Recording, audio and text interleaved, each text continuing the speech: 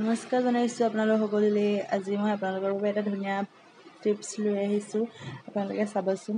টিপছটো হৈছে কাঁহৰ বাচন কেনেদৰে পৰিষ্কাৰ কৰিব পাৰি। এয়া মই লৈছোঁ এটা সৰু বাতিত অলপমান আটা, নিমখ লগতে নেমু লৈছোঁ। নেমু লৈ ধুনীয়াকৈ এটা পেষ্ট বনাই পিনি যিবিলাক কাঁহৰ বাচনত দাগ আছে সেয়াই চাফা কৰিবৰ কাৰণে এয়া মোৰ শৰাইখনত অলপমান দাগ আছে, তাত ধুনীয়াকৈ প্ৰলেপ দি লৈছোঁ।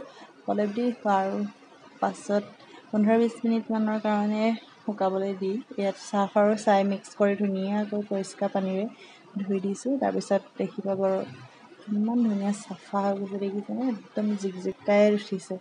আপোনালোকেও এইটো ব্যৱহাৰ কৰি চাব। মই সকলোখিনিতে ব্যৱহাৰ কৰি এটা ধুনীয়া ৰিজাল্ট পাইছোঁ। আপোনালোকৰো সুবিধা হ'ব বুলি ভাবিয়ে মই এই ভিডিঅ'টো আপোনালোকৰ বাবে কৰি ৰাখিছিলোঁ।